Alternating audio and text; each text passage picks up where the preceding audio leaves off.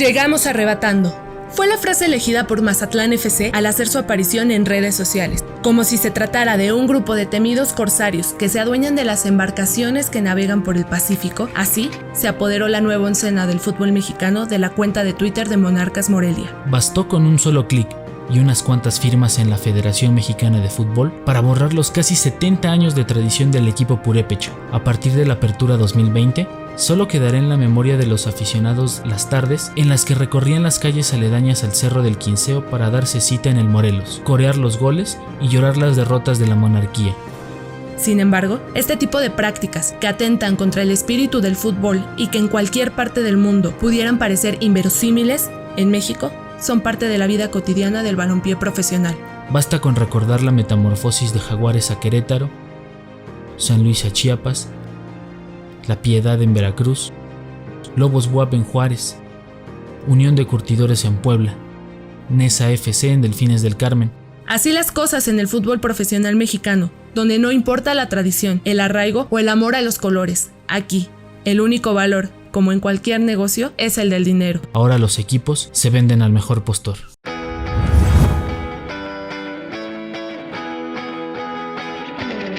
Hola queridos podcascuchas, bienvenidos a un episodio más de Táctica Fija. Yo soy Dani Andraca y me acompaña como todos los días Ismael Bucio. Hola Isma, ¿cómo estás? Muy bien, Dani, gracias a Dios. Aquí, mira, todavía en confinamiento, pero pues bueno, haciendo una vez más este podcast. Qué bueno, Isma. Oye, me da mucho gusto el invitado que tenemos el día de hoy. Más de todo, creo yo, y si no que me desmienta, es parte de la nación Chiva. Chiva hermano, fue jugador durante algún tiempo, jugó en Toluca, en Monterrey, pero sobre todo fue 4 veces nominado al Premio Nacional de Periodismo y tiene más de 30 años de experiencia. Es uno de los periodistas de investigación deportiva más importantes y reconocidos en México. Te quiero presentar al señor Ignacio del Fantasma Suárez. Bienvenido. ¿Cómo está? Muchas gracias por acompañarnos. Gracias, Dania, Paco. De repente con esa presentación pensé que se habían equivocado de invitado, pero muy agradecido por sus conceptos. No, muchas gracias a usted. ¿Atinada la presentación? Te digo que pensé que se habían equivocado, pero sí, es parte del privilegio de vida que hemos tenido y que compartimos con el auditorio y con la familia y con todos ustedes. Muchísimas gracias por estarnos acompañando, señor Fantasma. Pues el día de hoy el podcast se trata sobre las franquicias que han cambiado de dueño y de sede también, muy a propósito de lo que le acaba de ocurrir a Monarcas y de cómo despojaron a la afición del fútbol en Morelia. Entonces, pues no sé si quieran abordarlo de una vez. No sé por dónde quieran empezar, pero pues si vamos a repasar la historia de las franquicias, lo que se ha cambiado con honrosas excepciones que no recuerdo el momento, que todos los cambios de franquicia obedecen a que los dueños buscan dinero del gobierno, dinero de alguna manera que los van a mantener de manera disfrazada, inventan empresas que no existen, prestan prestanombres, buscan un constructor donde dicen, oye, tú como tienes lana, vamos a hacer como que tú compras el equipo, y si tú compras el equipo y lo mantienes, que te va a costar, no sé, 500 millones, yo voy a dar obra o carreteras por 1,000, y entonces tú lo mantienes, pero realmente el que lo está manteniendo es el gobierno. Es el gobierno. Así ha pasado siempre, y así va a pasar ahora con lo de Monarcas. Fue evidentemente una negociación que era para un hombre como Ricardo Salinas Pliego, que es un hombre muy avesado en los negocios, pues era algo irrenunciable. Si de repente te dicen, llévate el equipo múdatelo, te quedas con el equipo, es de tu propiedad, y yo te doy 400 millones de pesos anuales en publicidad, en muchas cosas, te ayudo para la renta de los jugadores, y sigues teniendo la propiedad, pues era muy difícil que no se fuera. Es increíble que esto suceda en un momento de pandemia, en un momento donde todos los estados necesitan Recursos. recursos para 1000 cosas antes de que apostar al fútbol. Sin embargo, esto pasó y no es nuevo y no nos tiene que... No, me da vergüenza que suceda, sobre todo en estos momentos. A lo mejor no, tú dices, es un aspecto social, le sirve a la gente, pero en estos momentos que tienes tantas carencias, que la crisis va a ser enorme, que golpeas a un sector de la población muy grande en todos los niveles, pues gastar dinero en el fútbol de parte del gobierno es inhumano. Claro, a mí me parece totalmente grosero porque además termina un gobierno manteniendo un negocio que es millonario. Entonces, pues ahí no veo por dónde, porque como usted dice, justamente Mazatlán va a llegar a ocupar una plaza en la que no invirtió, no le costó no nada y va a recibir dinero. Y el mismo gobernador Quirino Ordaz lo ha declarado, el beneficio que va a tener y que está buscando Mazatlán y el gobierno de Mazatlán es meramente turístico. Yo Entonces, creo que más allá del turístico que dices, bueno, es como el Atlante en Cancún, bueno, no sí, pasó nada con el Atlante, no van a ir más turistas porque el pinche Atlante va a estar en Cancún tiene otra cosa y a Mazatlán. Claro que ayuda en cuanto a promoción, pero no lo hace, yo tengo la certeza que no solamente es un afán turístico que a lo mejor pudiera ser, pues qué bueno, porque voy a traer nuevos turistas. Efectivamente va a estar en boca de todos Mazatlán, pero lo hacen con un fin político. Quirino busca en año y medio, 2, tendrá elecciones, buscará apostarle a otro curul, quizá apostarle a ser algún candidato a la presidencia más adelante por algún partido, y eso es lo que buscan, eso es lo que de repente te da coraje, y por eso es muy difícil no asociar la política con el fútbol en cuanto a cómo se maneja y cómo lo utilizan. Este es un manejo político, por más que digan, ese es un aspecto comercial, es por difusión de Mazatlán, ese dulcecito yo no me lo como completo. Okay. Y bueno, y también aquí fantasma, lo preocupante es que es solapado, ¿no? Por la propia federación, Pues es que teniendo ahí estatutos de que dicen que no inversión gubernamental y todo, se sigue solapando todavía esta práctica. Es que a final de cuentas la federación hace estatutos y los aplica con todo el rigor para sus enemigos y con toda la impunidad para los suyos. Cacarearon muchísimo que quitaban el ascenso porque había dinero del erario público, lo cacarearon, se dieron golpes de pecho, los maldijeron, y a final de cuentas lo que estás viendo, que es innegable, es que hay dinero público de un equipo todavía mucho mayor. ¿Por qué? Porque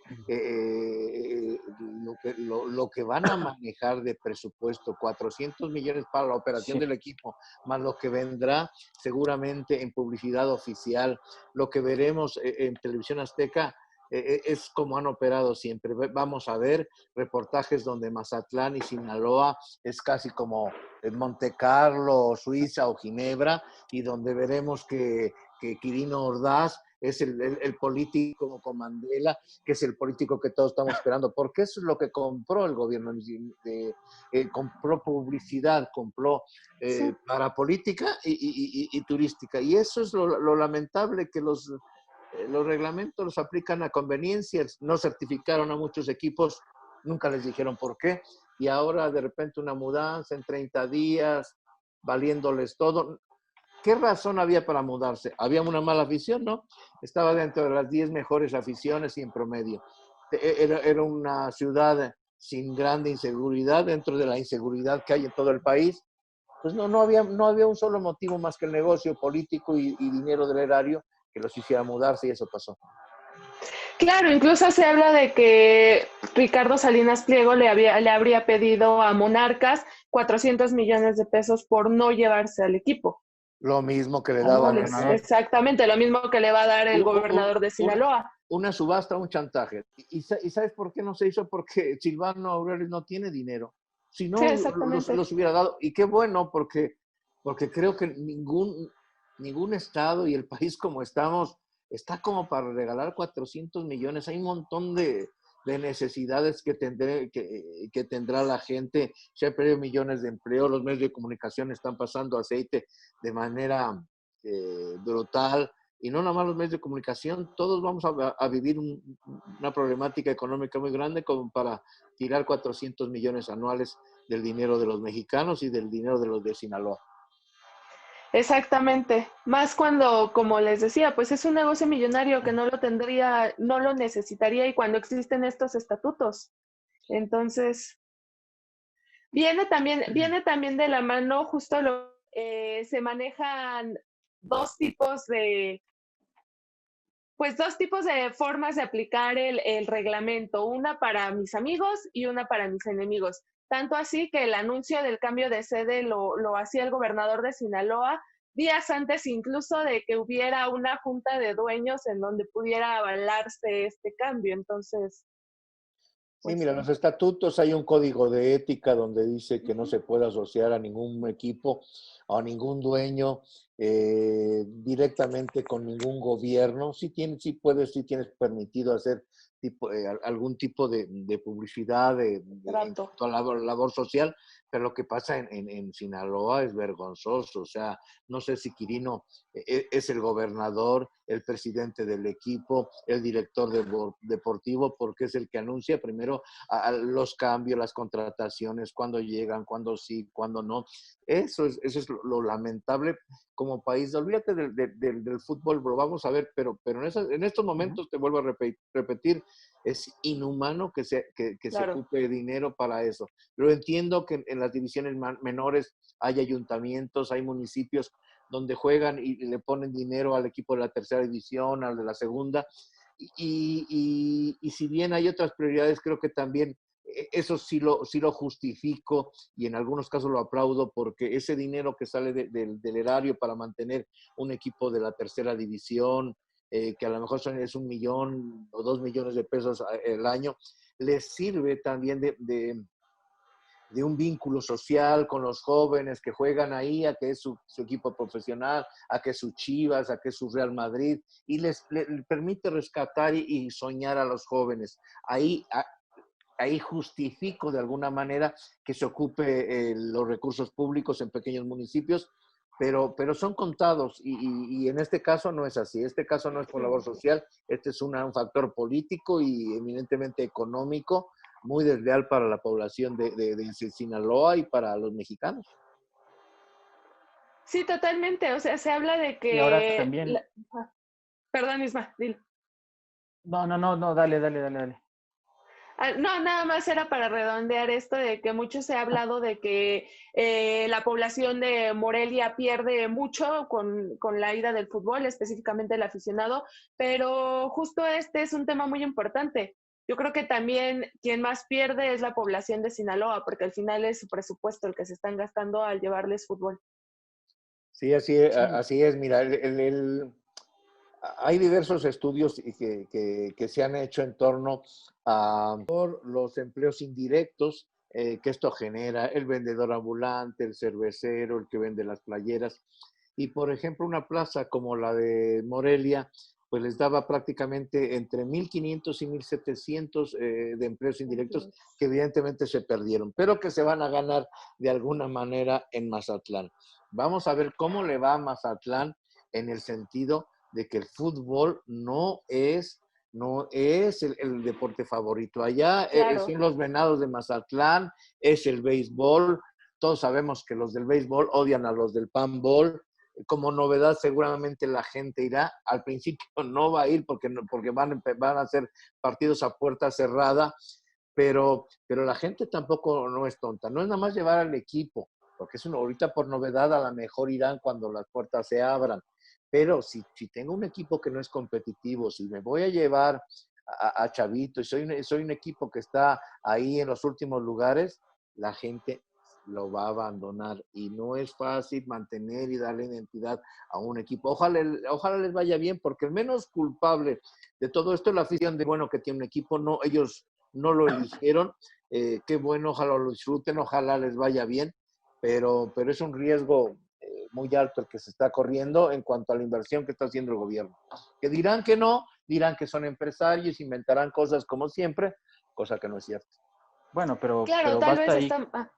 perdón, Dani, basta ahí con ver, ¿no? Que el gobierno invirtió 700 millones de dólares para el estadio, 300 de gobierno estatal y 400 de Hacienda, que Fueron, ellos, pues yo creo, fueron 400.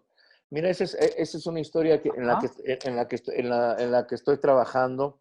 El estadio de Mazatlán tiene, tiene unos tintes de corrupción muy grandes. El presupuesto para el equipo fue un presupuesto etiquetado de la Secretaría de Hacienda y Crédito Público por 465 millones de pesos etiquetados para la construcción de ese estadio de Mazatlán. sí, ¿Quién era uno de los subsecretarios de Hacienda eh, que etiquetó estos? ¿Qué tiene que ver esto? Bueno, pues que la construcción del estadio la hizo un hombre, una empresa cuyos socios principales son de apellido Favela. ¿Quién tiene el comodato del equipo por el estadio por 20 años? ellos. Empresarios con el nombre, con el apellido Favela. Entonces, cuando te das cuenta de todo Sí, esto que sucede, hablas evidentemente de casos de corrupción, de nepotismo, de tráfico de nepotismo. influencias y de tráfico de influencias. Y esto va a salir, porque no es como antes que te lo guardabas. Esto va a salir en algún momento. Bueno, y bueno, aunado a eso, ellos estaba viendo que tienen unas proyecciones enormes de recuperación de dinero como si no hubiese pasado pandemia, como si no hubiera nada. Ellos piensan casi casi a partir de, no sé, el año de enero, llenar el estadio a tope, siendo que puede pasar, ¿no? Ahora sí que el dinero de los sinaloenses aún tampoco ni ellos saben, yo creo, cuándo lo van a volver a recuperar. Es que al final de cuentas, hacer cuentas alegres en el fútbol muy Pero fácil. complicado. Eh, pues posiblemente llenen su estadio cuando regresen, porque es la novedad, es como cuando Ujú. estás en alguna ciudad y te abren el antro de moda, el barcito, pues todo el mundo va a estar ahí y poco a poco se va diluyendo cuando pase la novedad. El negocio del fútbol es muy complicado, se vive prácticamente no de la taquilla, salvo Tigres, que él está en números negros, porque llena su estadio y vende los abonos de manera total cada año. Los demás, el 80%, el 70% de sus ingresos es por concepto de derechos de televisión y esto los tiene Azteca. Va a ser muy difícil que recuperen la inversión ¿cómo se llama? Del erario, es a muy largo plazo. Yo creo que esa no es ni siquiera la finalidad. El fútbol no es el gran negocio que muchos piensan que es. Hay otros satélites que buscan los dueños que les beneficia, pero si fuera tan fácil recuperar dinero, estarían grandes Ujú. empresas y estarían peleándose por entrar, y no es así. Es un club de Toby donde se cuidan unos a otros. Claro, pues yo estoy viendo más bien tal vez repetirse la historia del Atlante. Al final se lo llevaron a una plaza donde el fútbol no es el fuerte. Las primeras temporadas le fue bien, llenó, incluso tuvo un campeonato allá. Y después, ¿qué pasó? Ni las mamás de los jugadores los iban a ver, yo creo. O sea, abandonaron totalmente a un equipo, lo desarraigaron, tal vez no le cambiaron el nombre, pero sí se lo llevaron de eso. Pero quiero creer que no será así, que les va a resultar porque al final ya lo hicieron, pero pues está repitiendo esa historia. Sí, al final de cuentas es cuestión de arraigo y para que tengas arraigo necesitas también tener historias de éxito. Lo que lo Exactamente. dices bien, y lo de Atlante fue campeón en Cancún y ya un Uh-huh. campeonato, eso tendría que haber sido canalizado para que tuviera un arraigo, para que se identificara, para que la gente, no la gente, no los turistas, porque esos están de paso, pero la gente de ahí se Sí, lo volcara adoptara. alrededor y al final de cuentas no lo adoptó porque fue otro negocio político. El gobernador pagaba la nómina del equipo de Atlante, les pagaba la publicidad de la Riviera Maya, se gastaron infinidad, lo dilapidaron y al final de cuentas era un equipo que no fue competitivo, que de repente fue campeón y ni siquiera eso aprovecharon hasta que de repente bajó y bueno, nunca lo pudieron recuperar y siempre se mantuvo del dinero público, siendo un empresario como Alejandro Burillo, el dueño. Era impresionante que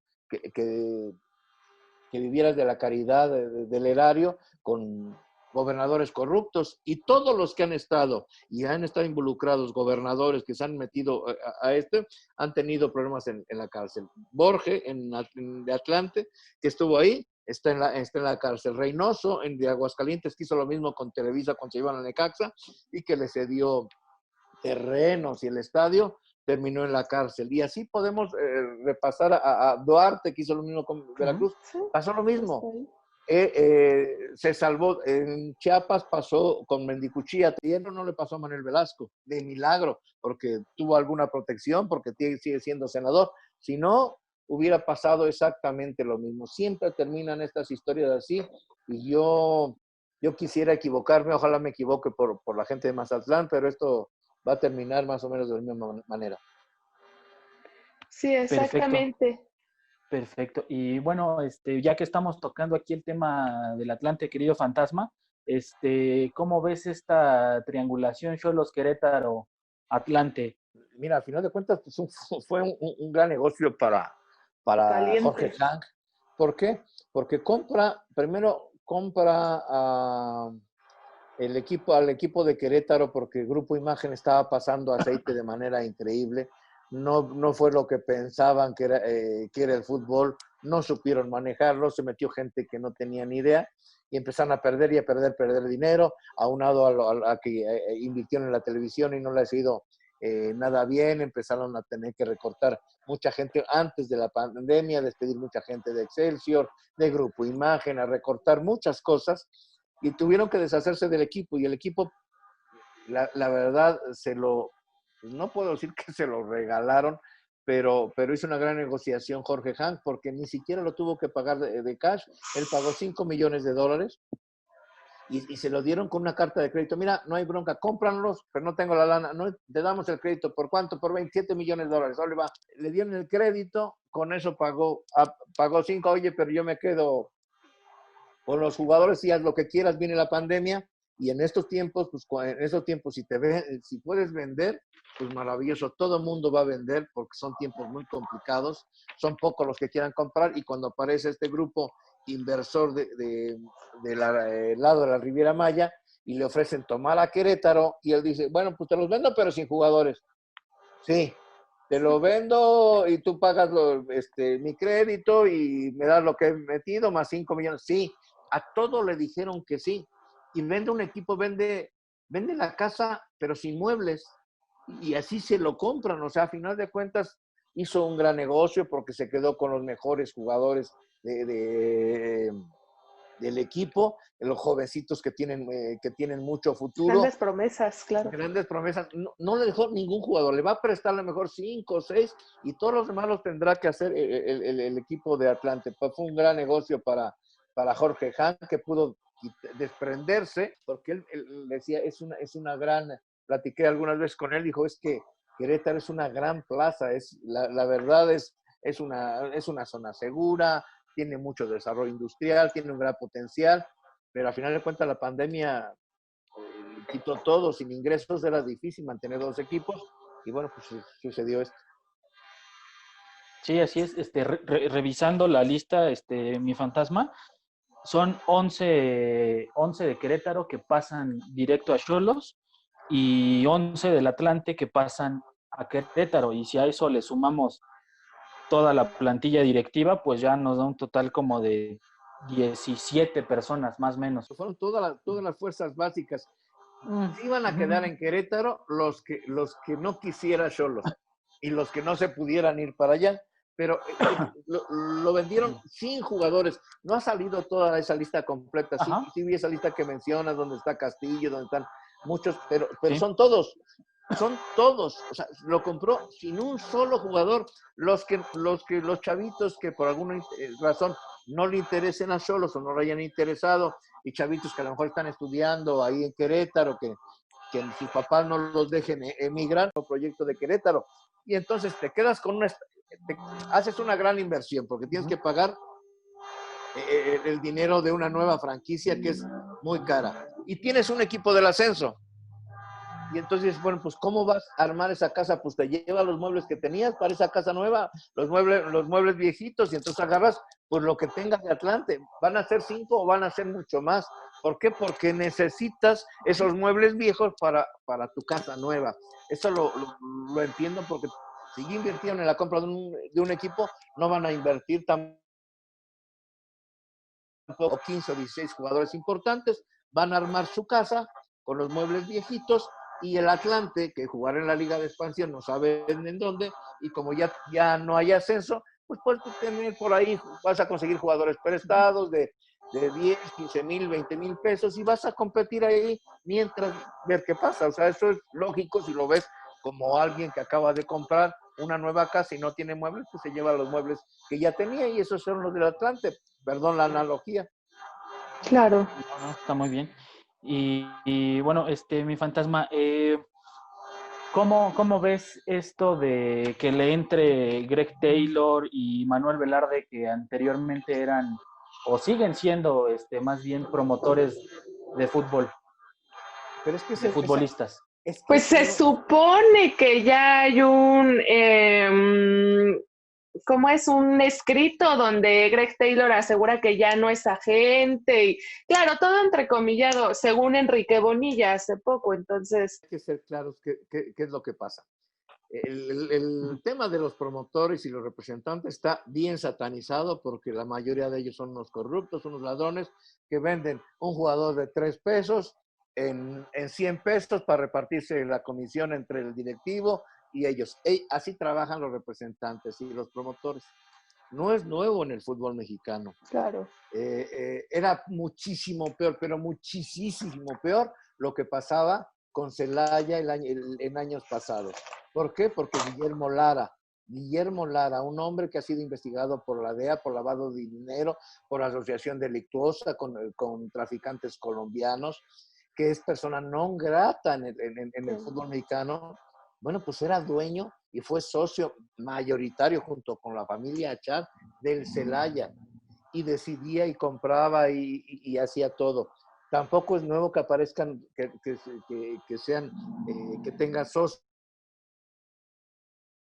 exitoso en venta de jugadores del fútbol mexicano. ¿Quién es en los últimos años? El Necaxa, que ha vendido una infinidad de jugadores. Bueno, pues ahí los Tinajero están asociados con los con AIM de Chile de los hermanos Jiménez, concretamente con Nacho mi tocayo Jiménez. Estos jóvenes Jiménez, que son de Chile, son empresarios de mucho dinero. Sus papás incluso tienen una televisora. Están asociados con los Tinajero. Ellos escogen los jugadores chilenos y los traen a México en sociedad con los Tinajero.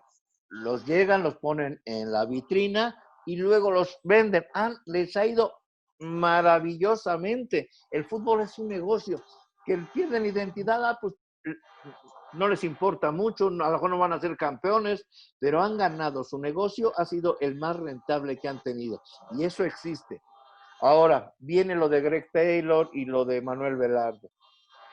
Pues yo pongo en duda que a lo mejor se retiraron, a lo mejor no. Eso nos dicen. La diferencia es que ahora ellos aparecen como socios, porque tiene una parte de la sociedad, no sé si muy pequeña, unos hablan del 10, otros hablan del 20%, pero son socios, es decir, lo que han ganado, lo poquito, lo mucho que hayan ganado, ahora, si eligen mal y traen un jugador malo, ¿a quién le va a costar? También le va a costar a su bolsillo, a diferencia de un promotor que te trae jugador y te digo, señor Bursi, aquí este jugador que es maravilloso, te lo vendo en 3 pesos, te lo vendo en 100 pesos cuando te costó 1 peso. Ahí estás perdiendo tú, está perdiendo el presidente del club. En este caso, olvidamos, a lo mejor son representantes o siguen siendo jugadores para ponerlos en su vitrina y decir, vamos a vendérselos a los demás. Es lo mismo que hace Necaxa de una manera muy, muy similar. Al final de cuentas es un negocio y entonces yo no le veo tanta satanización. Decir, bueno, ¿a quién le voy a vender? le voy a vender a mis socios. Seguramente ese fue el proyecto de negocio que le vendieron estos empresarios. Mira, vamos a tener un equipo en la primera, nosotros traemos los jugadores, compramos barato y vamos a venderlos caro y vas a ganar tú ahí dinero y vas a recuperar tu inversión. Yo creo que así está el modelo de negocio. Y Claro. dentro que no nos guste, que a lo mejor es que la identidad es que no vamos a ser campeón, eso es otra cosa. Eso es un poquito de romanticismo. Pero en cuanto a factores de negocio, yo aquí no lo veo tan grave. No es lo ideal, pero vamos, ya están metiendo dinero, no es nada más dinero del empresario, sino es también parte de su sociedad. Sí, exactamente. Bueno, dentro de todo lo malo, yo creo que esto es lo menos peor, lo más leve, tal vez. Lo Sí, menos exactamente. Sí, sí, totalmente. Y bueno, yo me quedé con una pregunta justo antes de tomar el tema de Atlante, Querétaro, Xolos. ¿Qué pasa con el fútbol en Morelia? Porque mucho se habla de que incluso ya liberó TV Azteca el nombre que tenían registrado de Atlético para que pueda ser usado y que incluso el fútbol estaría regresando de la mano de José Luis Higuera, aunque él dice que no sería No, de su mano. el fútbol es un hecho que Morelia va a tener un equipo de fútbol en la liga de expansión. No sé si con la franquicia de los San Román, como ya estaba prácticamente arreglado, Exacto. pero que al final se movió porque Higuera no llegó al momento de las firmas. No sé si sea la de Cimarrones, que también se la ofrecieron al señor Higuera, ni tampoco la de Tapachula, que es otra de las que está en venta. No sé con qué franquicia llegue, pero lo que sí tengo plena certeza es que va a aparecer un equipo de fútbol de la Liga de Expansión en Morelia, comandado por José Luis Higuera, con algunos empresarios de Michoacán. Enrique Ramírez, uno de la familia de Cinépolis, sería uno de ellos. Otro constructor sería otro de los socios. Están afinando los términos de cuánto invertirle a ese equipo. La Liga de Expansión que no va al ascenso, donde pudiera no tener el incentivo de los 20 millones de pesos anuales, pero es lo único que está por definirse, pero van a tener un equipo. Sí, van a va a regresar. ser Atlético Morelia, porque Benjamín Salinas liberó, pues ya no era lo único que le faltaba, que se robaran también un nombre que tenían ellos en propiedad en el INPI hasta el 2028, y bueno, pues ahí entre Gustavo Guzmán y Benjamín Salinas ayudaron a José Luis Higuera a liberar el nombre, y bueno, será Atlético Morelia. ¿Con qué franquicia? No lo sé, pero de que van a tener fútbol lo van a tener, y pues ojalá logren un buen proyecto, ojalá que tenga arraigo, ojalá sí tenga empresarios de Michoacán para que no les pase lo mismo y lleguen mercenarios que necesiten el dinero, que nomás vendan cosas en abonos. ¿Se hablaba de que iba en sociedad con Álvaro Dávila, José Luis Higuera, o no? No. No. Hasta donde sé, Álvaro de repente medio cabildeó también para el nombre del Atlético Morelia, porque a fin de cuentas salió, pero pues no perdió todas las relaciones que tenía con Grupo Azteca, pero no está involucrado en el proyecto de manera directa. Sí lo está un amigo de él muy cercano, y creo que en algún tiempo fue su socio, que es el constructor Carlos Herrera, que construye también casas y cosas ahí en el complejo de Tres Marías, en este club de golf muy fifí. Sí, porque incluso el gobierno de Michoacán, tengo entendido que le rechazó un proyecto a su tocayo, el Fantasma Figueroa. Sí, pero es que al final de cuentas, mira, Ajá. ese proyecto lo comandaba mi tocayo, el Fantasma, estaba Darío Franco, y un montón de figuras legendarias de Morelia que querían regresar y presentaron ese proyecto, del cual tengo copia al gobierno del estado para que les pudiera dar el comodato del estadio y del CEFOR. El problema es de que ellos llevaban una franquicia para llevar, que era la de Loros de Colima. Incluso el señor Salas, que era el apoderado legal de Loros de Colima, y fue a esas reuniones. En principio se lo ofrecieron a unos a un grupo de aguacateros de la zona de Uruapan, les dijeron cómo sería el proyecto y les iban a vender esta de Loros Colima. Hasta ahí dices, bueno, pues qué bueno que están juntando también con empresarios y son exfiguras del fútbol y íconos de Morelia los que están al frente. Pero pues les faltó la letra chiquita, o sea, ese Loros de Colima no iba a ser certificado en la Liga de Expansión. ¿Por qué? Porque su dueño, al que certificaron, fue a Jimmy Goldman. No te certifican la franquicia, te certifican, se te certifican la empresa, el dueño, no es el equipo y ya se quedó certificado. No, al morirse Jimmy Goldman, que era un multimillonario, pues la franquicia se queda ahí descansando. Pero al morirse todavía está la sucesión testamentaria. Nadie sabe si esa franquicia o el certificado de afiliación se le quede al señor Salas, a una hermana de Jimmy. No se sabe porque no se ha abierto el testamento de Jimmy. Entonces, evidentemente, claro, no hay franquicia, certezas. pues no hay una certeza como para que te certifiquen porque el apoderado legal no era el dueño de la franquicia, no podían ni venderla ni ponerla a jugar. Entonces, si dicen, es que no nos aceptaron el proyecto, bueno, pues hubieran llevado una franquicia que no tenía broncas. Cuando el gobierno les pide a Heriberto Ramón Morales y que comandó este grupo de negociación, ¿saben qué? A ver, preséntenme pero ya hablamos con la federación y parece como dato necesitamos otra franquicia. Loros no se puede. En ese momento, aquellos se empiezan a mover, van a la federación y le dicen, la única franquicia disponible de las que tenemos congeladas es la de San Román, la de Loros WAP y la de Potros UAM. De esas, la única que nosotros podemos decir, la de la familia San Román. Uh-huh. Cuando van a ver a la familia San Román, ¿qué crees? Ya el señor Higuera vino hace 5 días y ya está un precontrato. Pues entonces, ¿qué podían hacer? De repente oigo a mi tocayo decir, oye, qué pena, es que no teníamos 3 franquicias. Mentira, si no hay ni 3 franquicias. ¿Quién iba a poner el dinero?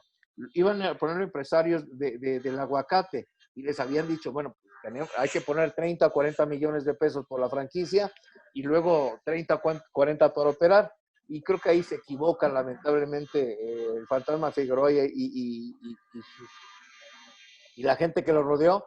Y yo creo que más allá de que si ganó Higuera o no, lo importante es que volviera el fútbol a Morelia, creo yo.